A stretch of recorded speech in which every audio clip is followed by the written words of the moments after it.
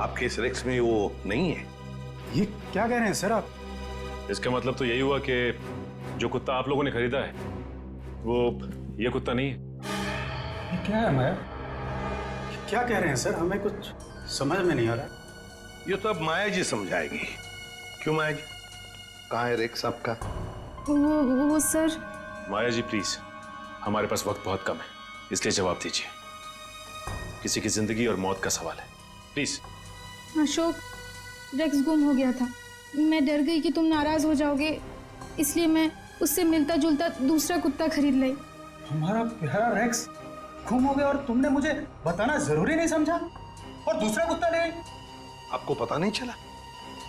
Sir मैं merchant navy में हूँ। पिछले 6 महीने से मैं शिप पे था, अभी 2 दिन पहले आया हूँ। अच्छा माया जी, ये आपका रेक्स गुम कैसे हुआ? सर हमेशा की तरह मैं रेक्स को लेके रोड में टहलने निकली। वो मुझसे दूर भागने लगा। मैंने उसे पकड़ने की कोशिश की, पर पता नहीं भागते भागते वो कहाँ खो गया। और आपने उसे ढूंढने की कोशिश नहीं की? हाँ सर, बहुत कोशिश की पर मिला ही नहीं। अच्छा ये सब कब हुआ, कहाँ पर हुआ? 4 दिन पहले, जंगल के पीछे वाले रास्ते पर। जंगल का पीछे वाला रास्ता? सर हमारे पास वक्त बहुत कम है। सर जंगल काफी बड़ा और रैश को ढूंढना थोड़ा मुश्किल है सर। रेडियो और पंकज को लगा दो काम पर, फोन करो उसे। Thank you very much. अरे सर, ये एसीपी सर ने हमें अचानक यहाँ क्यों बुला लिया? पता नहीं यार, एसीपी साहब का ऑर्डर है भैया, मानना तो पड़ेगा। हाँ सर, मैंने सुना है इन जंगलों में ना जंगली जानवर आते हैं। अबे तू मुझे बता रहा है या डरा रहा है? बता रहा हूँ सर, मैंने अखबार में पढ़ा है। एक बार एक आदमी इन जंगलों में कहीं घूम गया था। चीता ने पीछे से उसके ऊपर झपट्टा मारा और उसे कच्चा चबा दिया। कच्चा चबा दिया? अरे बाप रे! और चीता तो पीछे से झपट्टा मारता है सर। पंकज एक काम कर, तू आगे देखते हुए चल, मैं पीछे देखते हुए चलता हूँ, उल्टा। ओके चल चले सर। हाँ। रेडियो और पंकज लगे हैं ना काम पे? हाँ सर, लगे हुए लोग। सर एक बात समझ में नहीं आ रही है, कुत्ता माया के घर से भागा क्यों? मुझे तो लगता है निखिल, कुत्ते को किसी चीज से ललचाया होगा इसलिए वो भाग गया। ये सब उस खूनी का प्लान हो सकता है। अभी चल। पंकज वहाँ झाड़ियों में कुछ है? सर कहीं चीता तो नहीं?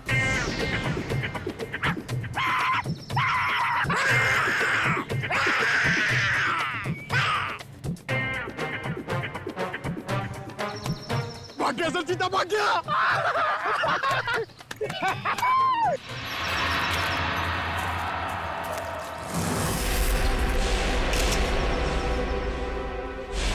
एक मिनट, ये देखो।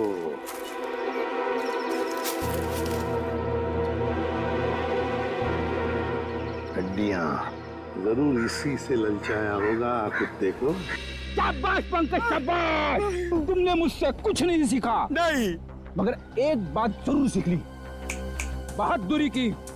बहादुरी? सर मैंने तो आपकी बहादुरी कभी नहीं देखी। अबे मैं बहादुर था मैं, शादी से पहले, मगर शादी के बाद तो।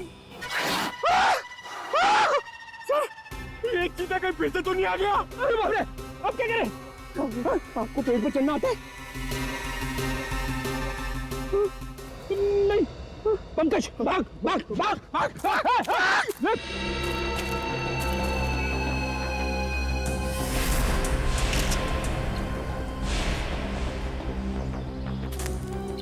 ये देखिए सर। हाँ, ये देखिए बॉल, लगता है कुत्ते ने चबाया हुआ है इसे। ये क्या, कुत्ते के दांत के निशान भी तो है। इसका मतलब है वो लोग इसी दिशा में गए हैं, क्योंकि हड्डियां हमें वहां पर मिली और ये बॉल यहाँ पर।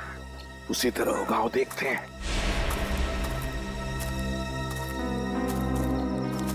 ये क्या, जंगल का रास्ता तो यहीं पर खत्म हो गया। क्या करें?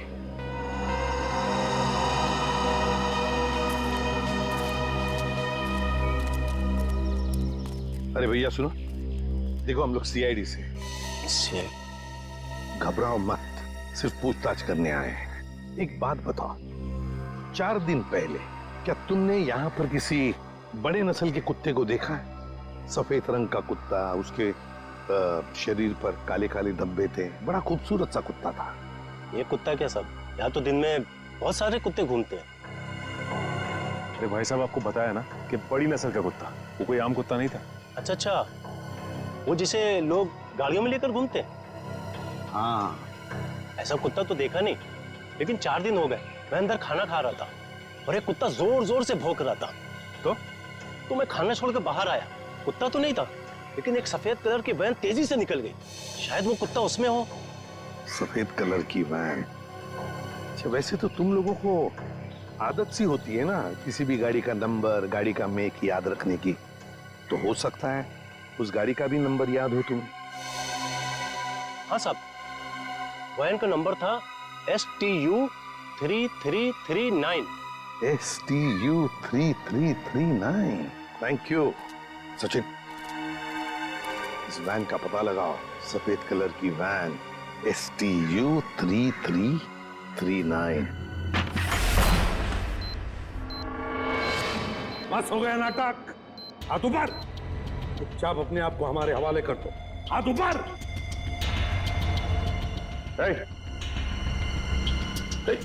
hands up।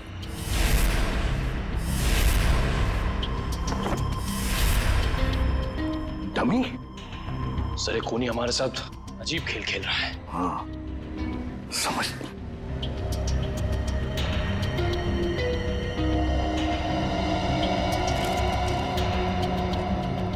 चिट्ठी है, तुम्हारे अंदर कुछ खास नहीं है, बड़े मामूली और आम हो तुम। अब मान लो कि तुम उन 3 लोगों को बचाने में नाकाम हो चुके हो, तुम हार गए।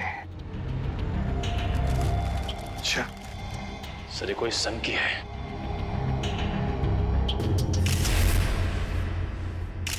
ये देखिए सर, इसके हाथ में ये फूल, लगता है कुछ बताना चाहता था हमको। हाँ, ये हमें कुछ बताना चाहता है, कुछ ऐसी चीज जो साळुंखे को भी दिख नहीं रही है। साळुंखे तो अब तक वहां पहुंचा ही नहीं। पता लगाना पड़ेगा है क्या ये सुराग जो अभी भी धुंधला सा है। या साळुंखे सिर्फ 40 मिनट बचे हैं। जो भी करना है जल्दी कर। हाँ बॉस, आई नो। ये रीढ़ की हड्डी की गुत्थी तो सुलझा ली, लेकिन उसके आगे कुछ समझ में नहीं आ रहा है। सर, जरूर हमारी नजरों से कुछ ना कुछ तो छूट रहा है। आई नो तारिका कुछ छूट रहा है, लेकिन क्या छूट रहा है वो तो समझ में आए। एक मिनट तारिका, ये स्केल पकड़ो जरा। तारिका, वो सब लो। सर, ये लीजिए सर।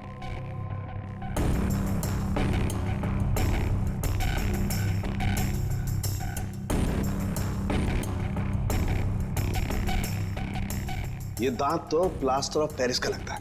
तारिका, जरा पानी लाओ। प्लास्टर ऑफ पेरिस का दांत? कोई प्लास्टर ऑफ पेरिस का दांत क्यों लगाएगा? नहीं साळुंखे, ये जरूर खूनी किसी और तरफ इशारा कर रहा है।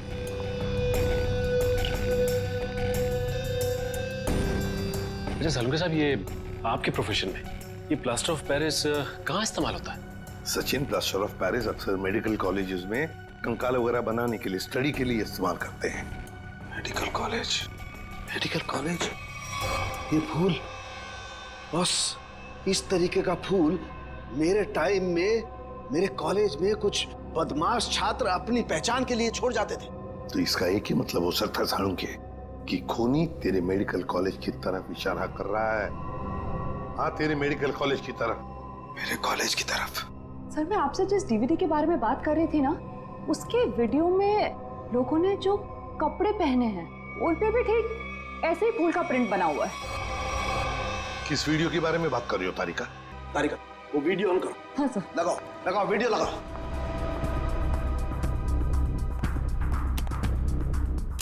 प्ले करो, प्ले करो। सर, क्या बात है, सच में आज ये कर दिखाएगा। अरे बॉस, ये तो मेरे कॉलेज का ग्राउंड है। चलो। गाड़ी उड़ा दी गई है। साळुंखे, साळुंखे, साळुंखे, साळुंखे, साळुंखे, साळुंखे, साळुंखे, साळुंखे, और वहां पर जितने भी लोग हैं सब तेरा ही नाम ले रहे हैं। फिर इस वीडियो के बारे में पहले क्यों नहीं बताया तूने हमें? ये क्या चक्कर है सालुंखे? बॉस, कॉलेज में एक घटना के दौरान डीन की कार जला दी गई थी, लेकिन इसमें मेरा कोई लेना देना नहीं है। ऐसा तू कहता है ना सालुंखे, लेकिन खूनी सोचता है कि तेरा ही हाथ है इसके पीछे, इसलिए वो तेरे पीछे पड़ा है। नहीं सालुंखे, तेरा कुछ ना कुछ तो संबंध जरूर है इस केस से। My God, plaster of Paris का दांत लगाना, उस डमी के पास उस फूल का छोड़ जाना। माय गॉड बॉस, ये मुझे अपने कॉलेज की तरफ बुला रहा है। मतलब सर इन तीनों विक्टिम्स को भी इसी कॉलेज में रखा गया होगा? हाँ, सिर्फ 30 मिनट बाकी है, तेरे मेडिकल कॉलेज में जाना होगा।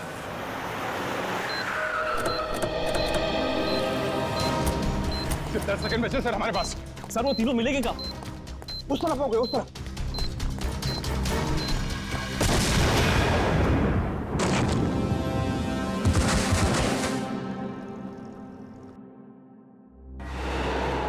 अभिजीत, डॉक्टर साहब, अब ठीक है? मैं कैसे ठीक रह सकता हूँ? 3 बेगुनाह लोगों की जान ली, क्यों किया तुमने ऐसा? संभालिए अपने आप को डॉक्टर साहब। नहीं, मैं कैसे संभाल सकता हूँ? उसने 3 बेगुनाह लोगों की जान लिया। मैं उस खूंखार को अपने हाथों से मार करूंगा।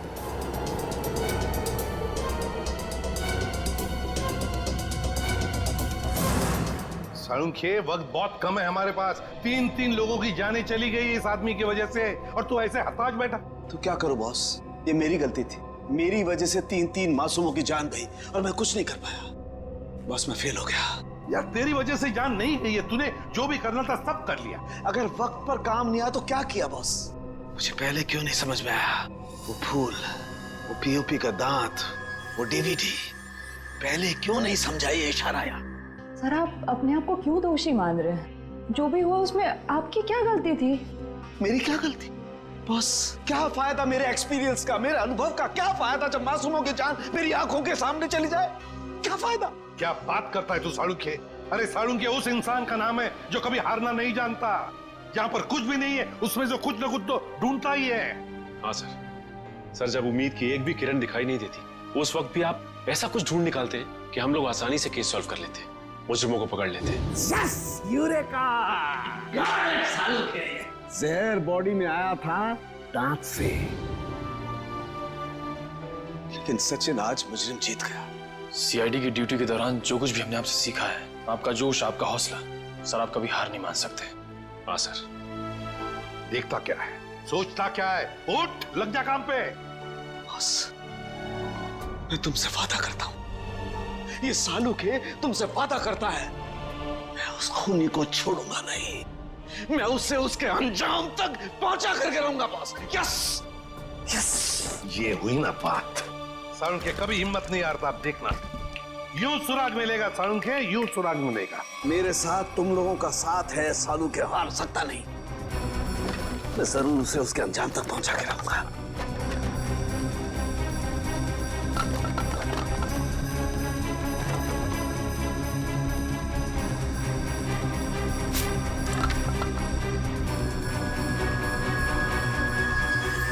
बस, ये शायद किसी कार्डबोर्ड का टुकड़ा है जो अभी तक जला नहीं है।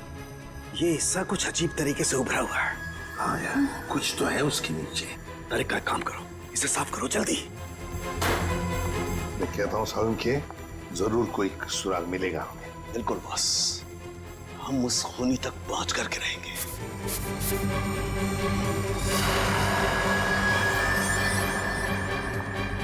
सर, से देखिए, यहाँ पे कुछ लिखा हुआ है। एवी क्या हो सकता है? सर जीडी रोड पे एक कार्डबोर्ड बॉक्स की कंपनी है सर, जो पिछले 2 सालों से बंद है, और उस कंपनी का नाम है एवी एंटरप्राइजेस। तो इसका एक ही मतलब हो सकता है कि खूनी ने अपना ठिकाना बना दिया है उधर ही, एवी एंटरप्राइजेस में। काश अब वो जान पाता कि उसकी उल्टी गिनती शुरू हो गई। सर यही एवी एंटरप्राइजेस की फैक्ट्री।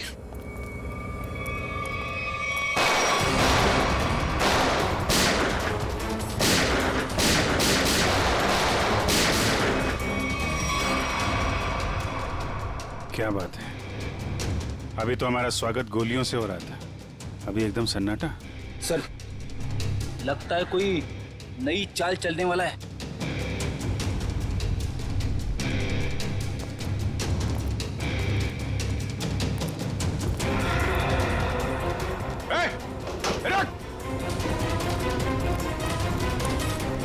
सर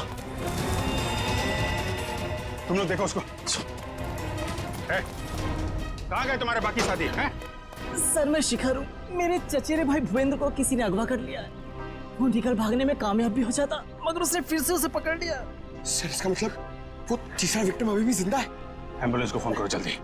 मेरे भाई भूपेंद्र ने मुझे मदद के लिए बुलाया था। हाँ। लेकिन मेरे आने से पहले उसने उसे फिर से पकड़ लिया। मैं आपको फोन ही करने वाला था, लेकिन गोली लग गई तुम्हें। प्लीज उसे बचा लो सर। निकल गए वहां से। कोई बात नहीं, तुमने उन लोगों को देखा था ना, उनको पहचानते हो? कुछ याद है उनके बारे में? सर मैंने खिड़की से उसकी एक झलक देखी थी। हाँ। उसका चेहरा झोपड़े के पास से जला हुआ था। चेहरा जला हुआ था?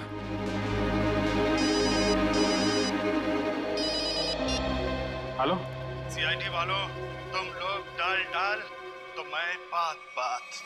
तुम लोग मुझे कभी पकड़ नहीं सकते। भूपेंद्र की मौत इतनी भयानक होगी कि उसका जिम्मेदार सिर्फ और सिर्फ सीआईडी होगी। देखो तुम लोग। हेलो हेलो, कौन था सर? खूनी अब हमें चुनौती दे रहा है। सर पता नहीं वो लोग भूपेंद्र को कहाँ ले गए होंगे।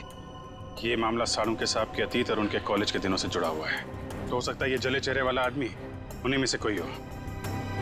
उस समय के जितने भी स्टूडेंट थे सबके बारे में पता लगाना होगा।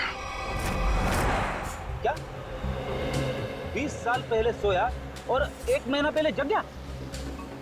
Okay thank you. जवाब रेडी? सर 20 साल पहले साळुंके साहब के मेडिकल कॉलेज के डीन की कार जब उड़ाई गई तो उस धमाके में कुणाल नाम का एक छात्र घायल हो गया और कोमा में चला गया। वो जिस हॉस्पिटल में भर्ती था वहां से पता चला है कि वो अभी 1 महीना पहले कोमा से बाहर आ चुका है। बॉम्ब धमाके में घायल हुआ था और जो खूनी है उसका चेहरा भी जला हुआ है।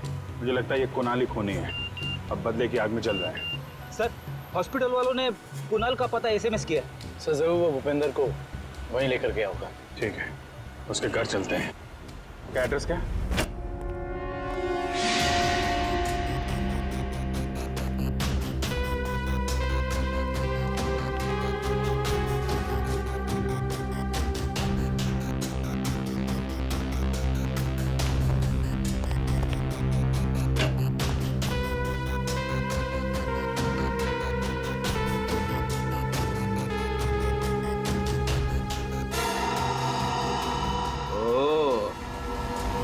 तो यहाँ छुप के खड़ा है। बाहर आ जाओ कुणाल, तुम्हारा खेल खत्म हो चुका है। बाहर आओ। अरे तुम मेरे पीछे कैसे आ गए? अरे आप, मुझे लगा कुणाल मेरे पीछे आ गया।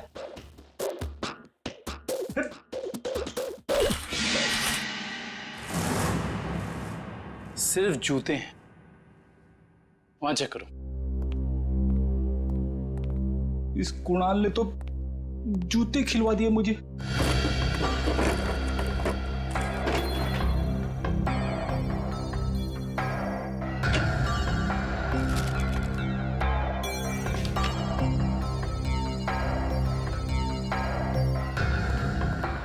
सर यहाँ कोई नहीं है। कोई बात नहीं, ये कुणाल की फाइल मिली है, देख रहे हो? सारे सर्टिफिकेट्स और ये एड्रेस देखा इसमें? दूसरा एड्रेस लिखा है यहाँ पे, 12 गोलकुंडा। कहीं भूपेंद्र को लेके यहाँ तो नहीं छुपा बैठा है?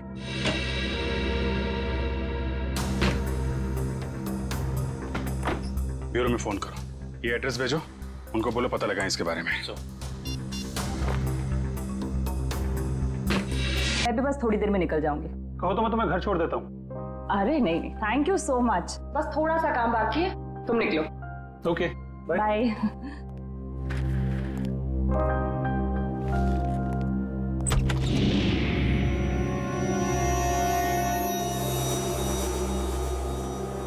ठीक है, क्या है ये वैभव? ये कोई दरवाजे पे एनवलप छोड़ के गया है। बाहर इतनी रात को? ठीक है, तुम निकलो, मैं देखती हूँ। Okay, bye bye. इसमें कुछ लिखा भी नहीं है।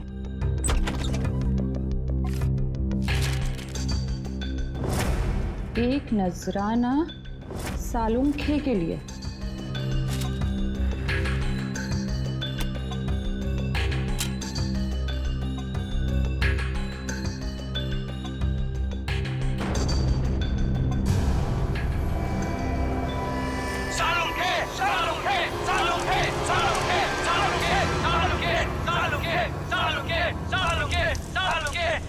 सबका सालुंखे सर के साथ क्या लेना देना है?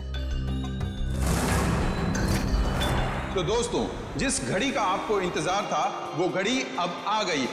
अब दिल थाम कर बैठिए, कुछ ही पल में आप ये दुर्लभ मम्मी देख पाएंगे। ये मम्मी हमें बड़ी मुश्किल से मिली है। इसे हमने इजिप्ट से मंगाया है और ये हमारे म्यूजियम के लिए बड़े गर्व की बात है। ये दुर्लभ मम्मी सिर्फ और सिर्फ यहाँ है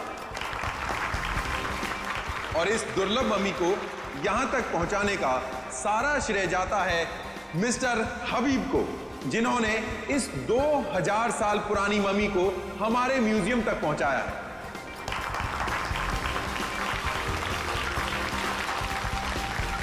और अब मैं आपका ज्यादा वक्त ना लेते हुए आपके सामने पेश करता हूं ये दुर्लभ मम्मी।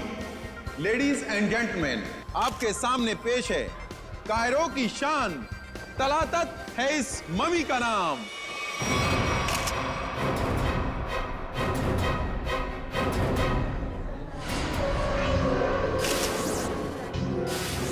अंदर देखो, ये किसने लिख दिया?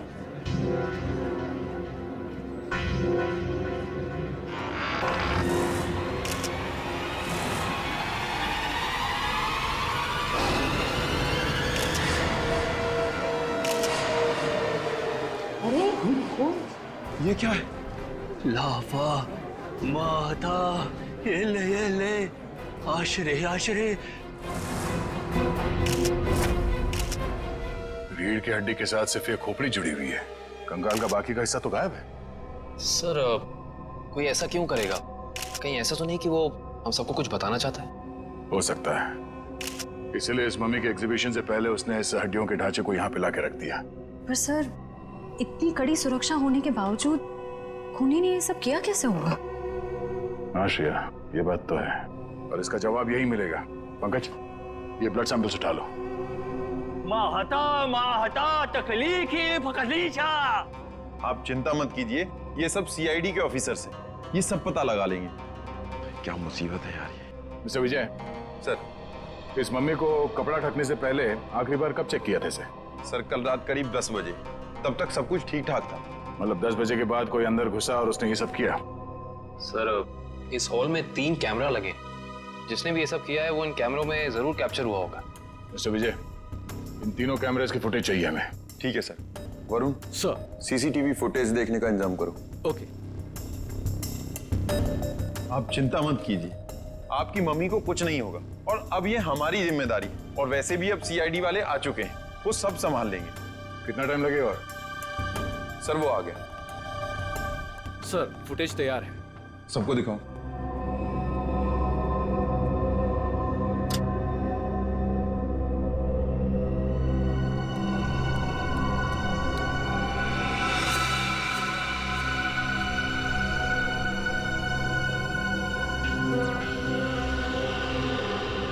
ये क्या? ये फुटेज ब्लैंक क्यों हो गया?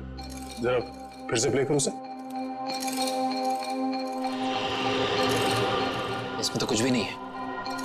हाँ कभी, मगर ये फुटेज ब्लैंक कैसे हो सकता है?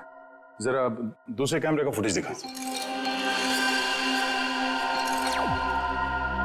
ऐसे कैसे हो सकता है? तीसरा कैमरे का फुटेज दिखाओ। इस कैमरे में औरत, लंबे बाल वाली औरत दिख रही है और दूसरे कैमरे में कोई दिख नहीं रहा। ये कैसे हो सकता है?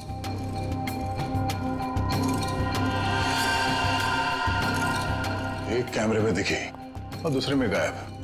कैसे हो सकता है?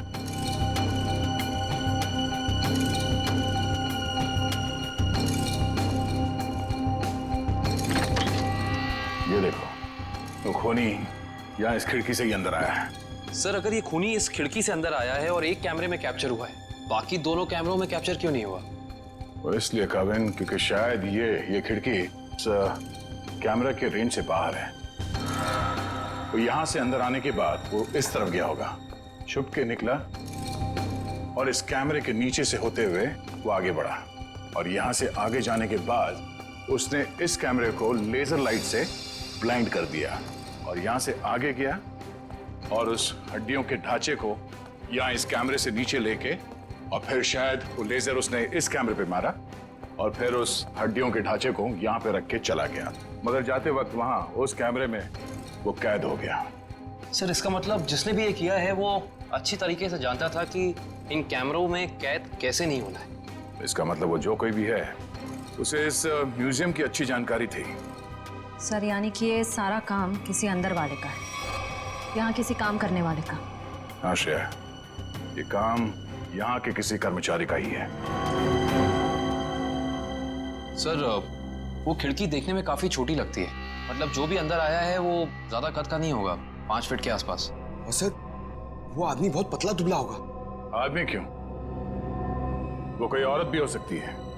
उस फुटेज में उसके काफी लंबे बाल थे। नहीं सर, ये दोनों ऐसा काम नहीं कर सकती। ये तो हमारे यहाँ काफी सालों से काम कर रही हैं। तो फिर कौन कर सकता है? एक मिनट, जरा वो फुटेज दिखाना जहां पे वो औरत दिखी थी फ्रेम में। पॉज करो सर, अब जरा जूम करना। इस औरत के तो साइड हॉक्स है। सर ये लड़कियों का कोई नया फैशन है? नहीं पंकज, ये कोई औरत नहीं है। औरत के भेष में कोई आदमी घूम रहा है। औरत के भेष में आदमी? मिस्टर विजय सर, आपके स्टाफ में कोई ऐसा है जो इस वक्त यहाँ पे मौजूद नहीं है? हाँ सर, एक कर्मचारी था जो टूर गाइड का काम करता था। मतलब अभी कहाँ है? सर वो 2 हफ्ते पहले म्यूजियम का कुछ सामान चुराते हुए रंगे हाथों पकड़ा गया। अनिल नाम था उसका। हाँ सर, अनिल की कदकाठी ऐसी है कि वो इस खिड़की से आ जा सकता है। और एक म्यूजियम को एक टूर गाइड से बेहतर कौन जान सकता है। इस अनिल से मिलता है। बड़ी अजीब बात।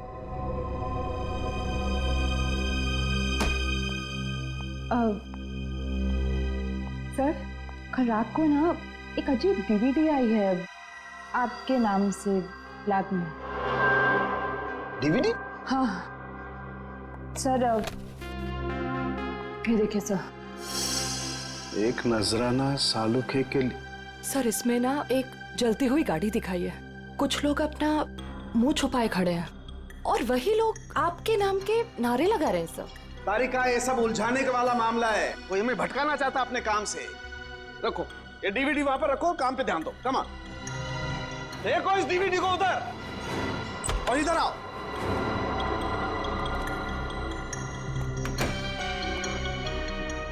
क्या हुआ बॉस, कोई सवाल नहीं पूछा? आते खामोश है सबके सब। चलो कोई बात नहीं, मैं आपको ऐसी बात बताता हूं जिससे शायद आपका मौन व्रत टूट जाएगा। बॉस, बड़ी माथा पच्ची करने के बाद, अच्छी तरह से जांच करने के बाद पता लगा कि इस रीढ़ की हड्डी में छेड़छाड़ की गई है। रीढ़ की हड्डी के साथ छेड़छाड़ की मतलब ये कि इस रीढ़ की हड्डी की हर वर्टिब्रा को गौर से देखो तो पता चलता है कि सारी वर्टिब्रा उल्टे सीधे क्रम में लगी हुई है। रीढ़ की हड्डियां गलत क्रम में लगी है, इसका क्या मतलब हो सकता है यार? मतलब ये कि देखो ये वर्टिब्रा C1, इसके बाद होनी चाहिए C2, लेकिन यहाँ पर है C7, और ऐसे ही ये सब कुछ उल्टा पुल्टा। तो रीढ़ की हड्डी में बाकी हड्डी के टुकड़े अलग ही क्रम में? हाँ, सारी हड्डियां बिल्कुल उल्टी पुल्टी लगाई गई है। जैसे कि C1 के बाद आना चाहिए C2 पर है C7, फिर आना चाहिए C3 पर है C2, और उसी तरह से सारी हड्डियां। C1 C7, डॉक्टर साहब ये क्या है, कुछ समझ में नहीं आ रहा है। अरे तुम्हारी क्या निखिल, हमारी समझ में नहीं आया भैया। बहुत खोपड़ी लगाई तब पता चला है। किसी ने बड़ी होशियारी से, बड़ी सावधानी से ये हर वर्टिब्रा को उल्टा सीधा क्रम में लगाया है। और जिसने भी ये किया है ना सारुण के, किसी खास मकसद से ही किया है, ये खास मकसद से। और एक बात, जिस किसी ने भी ये किया है ना बॉस, उसे मानव शरीर की और मानव की हड्डियों के ढांचे की बड़ी अच्छी जानकारी है। सर ये सब करने के लिए कोई इतनी तकलीफ क्यों उठाएगा? सचिन, मुजरिम ये सब करके हमें ये बताना चाहता है कि हमारा मुकाबला किसी साधारण आदमी से नहीं है, वो बहुत खतरनाक है। सिर्फ खतरनाक ही नहीं, दिमागी बीमारी है इस आदमी को। सिर्फ इतना ही नहीं सर, इन हड्डियों पे जो खून लगा हुआ है, टेस्ट करने के बाद पता चला कि वो किसी एक इंसान का नहीं है, बल्कि 3 अलग-अलग लोगों का है। क्या मतलब सर 3 और लोग मरे? खून 3 और लोगों का है? 3 लोग और मरे हैं? सचिन, 3 लोग मरे हैं या जिंदा? ये तो तभी पता चल जाएगा जब हम इस सिरफिरे को पकड़ लेंगे तब। लेकिन जिंदा।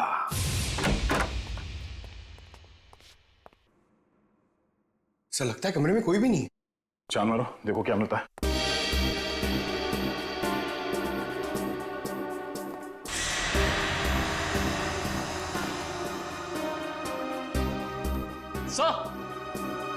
सर ये देखिए, अनिल सर जिंदा है, मगर सांसें बहुत धीमी चल रही हैं इसकी। पंकज, एम्बुलेंस को फोन करो जल्दी।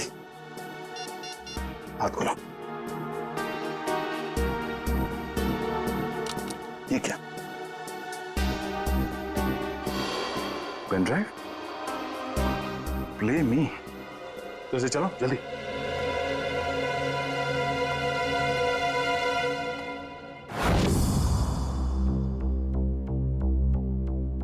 सालुंखे, मैं जानता हूं कि मेरा यह संदेशा तुम तक जरूर पहुंचेगा। मैंने सुना है कि तुम दुनिया के एक प्रसिद्ध फॉरेंसिक विशेषज्ञ हो और मुश्किल से मुश्किल केस को चुटकी बजाते ही हल कर लेते हो। मैं ऐसा नहीं मानता। मेरी नजरों में तुम सिर्फ एक आम इंसान हो और अब मैं आ गया हूं और बहुत जल्द दुनिया के सामने तुम्हारी असलियत ला कर रख दूंगा। सालुंखे, मैंने 3 आदमियों को बंदी बनाकर रखा है। अब उनकी जिंदगी तुम्हारे हाथों में है। तुम चाहो तो उन्हें बचा सकते हो। तुम्हारे पास जो रीढ़ की हड्डी है उसके जरिए उन तक पहुंच सकते हो, लेकिन तुम्हारे पास सिर्फ और सिर्फ 6 घंटे हैं।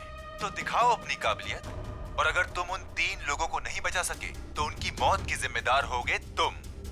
और तुम्हारा समय शुरू होता है अब।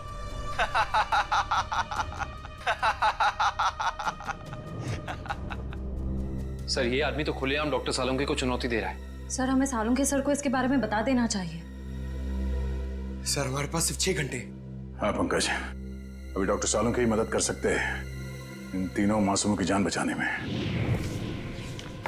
अरे क्या, इन 3 खून की रिपोर्ट से कुछ पता नहीं पड़ रहा है और हमारे पास सिर्फ 4.5 घंटे हैं। और इस मुजरिम के मुताबिक ये सबूत ही हमें सही रास्ता दे सकता है। कुछ तो ऐसा है तारिका जो हमारी नजरों से छुप रहा है।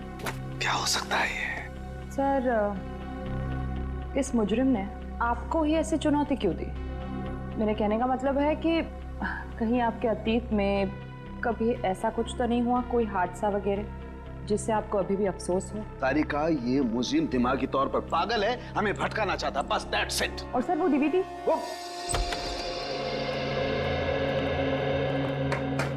क्या हुआ सांझी, क्या पता चला? बॉस, हमारे पास सिर्फ 4.5 घंटे हैं। वक्त गुजरता जा रहा है और मुझे अभी तक कुछ पता नहीं चला है। यार वही मैं तुझे कहने आया हूं कि जल्दी बता। बस मुझे लगता है इस रीढ़ की हड्डी में कोई कोड है। मुझे एक वर्टिब्रा फिर से चेक करनी पड़ेगी बस।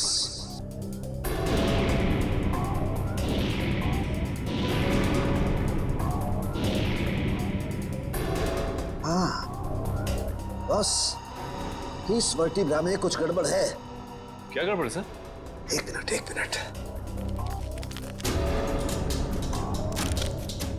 एक मिनट बस।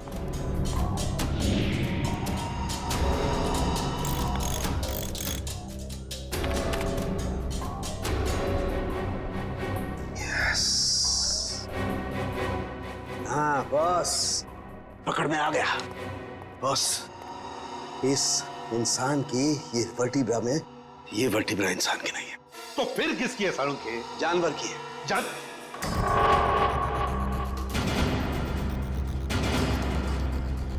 यार तू क्या कह रहा है? बस थोड़े से टेस्ट और करने पड़ेंगे, लेकिन एक बात कंफर्म है, ये वर्टिब्रा किसी जानवर की, और जानवर में भी ये वर्टिब्रा कुत्ते की। कुत्ते का वर्टिब्रा है? हाँ बस। इंसान की रीढ़ की हड्डी में कुत्ते की?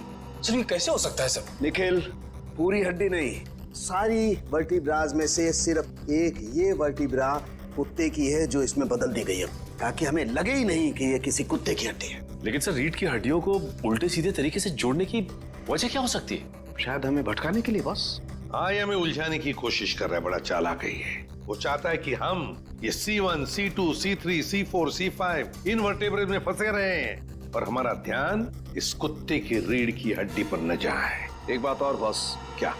इस हड्डी को देख करके लगता है कि ये हड्डी किसी बड़ी नस्ल के कुत्ते की हड्डी है। बड़े नस्ल के कुत्ते की रीढ़ की हड्डी? तो फिर सचिन पता लगाना पड़ेगा ऐसे कौन कौन से डॉग ब्रीडर्स हैं जो बड़े नस्ल के कुत्ते ब्रीड करते हैं और किन किन लोगों ने कुत्ते पाले हैं। पता चल गया? Okay, thank you sir. क्या कहा सारुण? सर कुत्ते की नस्ल का पता लगा लिया उन्होंने। ये वैल्यून नस्ल का कुत्ता है सर। वैल्यून नस्ल का कुत्ता? हाँ सर, माफ कीजिएगा आप लोगों को इंतजार करना पड़ा। बताइए मैं आपके लिए क्या कर सकता हूँ? हमें कोई परेशानी नहीं हुई, आप सिर्फ इतना मुझे बताइए कि क्या आप वैल्यून नस्ल के कुत्ते बेचते हैं? हाँ सर, ये बड़े दुर्लभ और बड़े आकार का कुत्ता है। हम इसे बाहर से मंगवाते हैं अपने कुछ खास ग्राहकों के लिए। तब तो ये आसानी से बता सकते हैं आपके इस नस्ल के अब तक कितने कुत्ते बेचे आप? हाँ सर,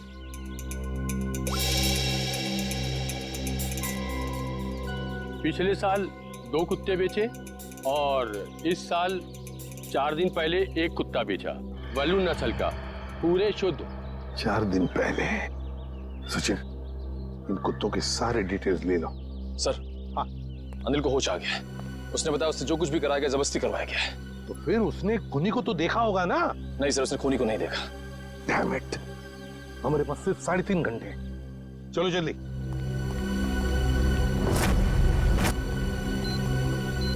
सर हमने 2 घर तो चेक कर लिए, उनके कुत्ते तो सही सलामत हैं। हाँ निखिल, अब इस घर का कुत्ता देखते हैं, शायद यहीं से कुछ पता चल जाएगा।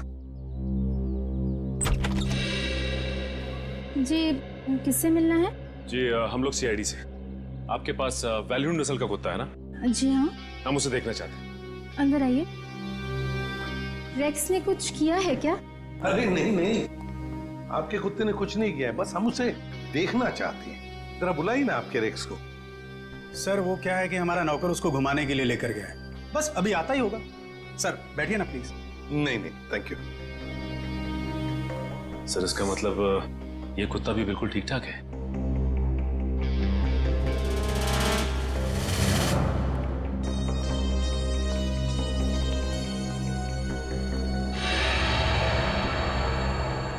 क्या यही है आपका रेक्स? जी सर, आपको कोई शक है क्या? मैं फिर से पूछता हूँ, क्या यही रेक्स है? जी हाँ सर। देखिए, हमारे पास जिस कुत्ते का फोटोग्राफ है उसके दाहिने आंख के ऊपर, मतलब यहां पर एक काला धब्बा है।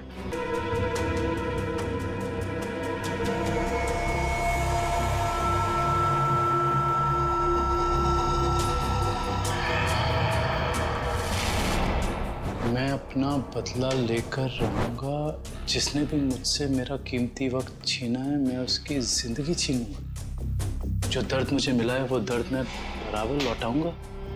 मैं तुम लोगों पर ऐसा दाग लगाऊंगा जिससे सिर्फ तुम्हारी मौत ही मिटा सकेगी। मुझे किसी भी कीमत पर अपना बदला पूरा करना है। काफी तैयारी कर रखी है इसने बदला लेने की। सर ये फोटो देखिए सर, इसमें सालून के सर की भी फोटो। और सर उन 3 विक्टिम्स की भी फोटोज हैं। ये फोटो तो अभी हाल के ही लग रहे हैं। बिल्कुल सर, ये सारी फोटोज इस केस की जांच के दौरान ली गई हैं। ये तो माया के घर का फोटो है। ये कुणाल हम पे जासूसी कर रहा है क्या? जासूसों के ऊपर जासूसी? जहां जहां हम जा रहे हैं हमारा पीछा कर रहा है। इस बार आएगा, वापस नहीं जाएगा।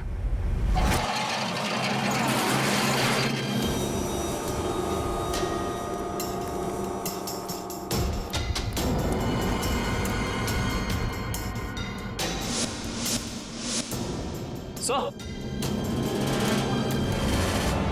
उस आदमी को बांध के रखा हुआ है। ये आदमी तो भूपेंद्र लगता है सर। भूपेंद्र, भूपेंद्र, ये तो बेहोश है। मैं खोल देता हूँ सर। नहीं, एक मिनट कविन, एक मिनट। अगर वो खूनी इस आदमी को मारना चाहता था तो बॉक्स फैक्ट्री में भी मार सकता था। इसे यहाँ पे लाके बांध के क्यों रखा है? ओह, मतलब ये हमें मारने के लिए चाल बिछाया उसने।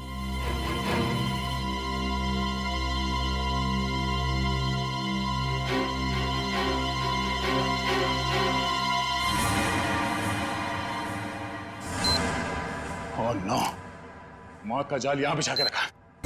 खोलो इसे जल्दी।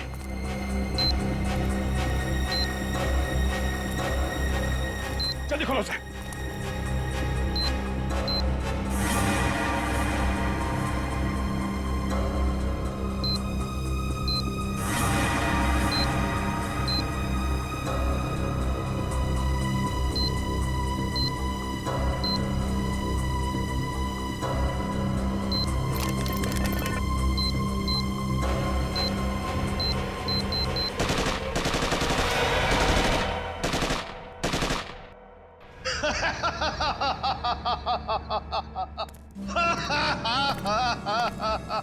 मुझसे बेहतर कोई भी नहीं हो सकता, कोई भी नहीं।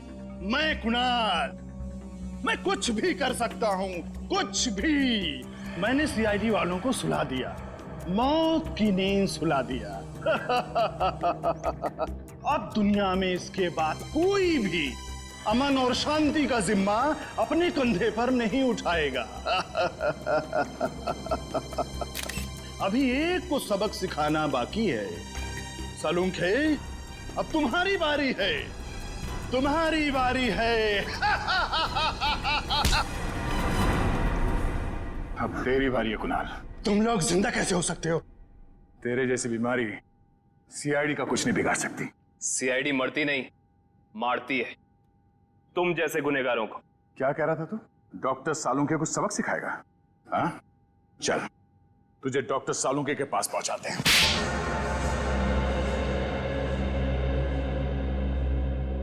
क्यों मारा मासूम लोगों को तुमने? वो मासूम नहीं है, वो अपराधी है, मेरे अपराधी।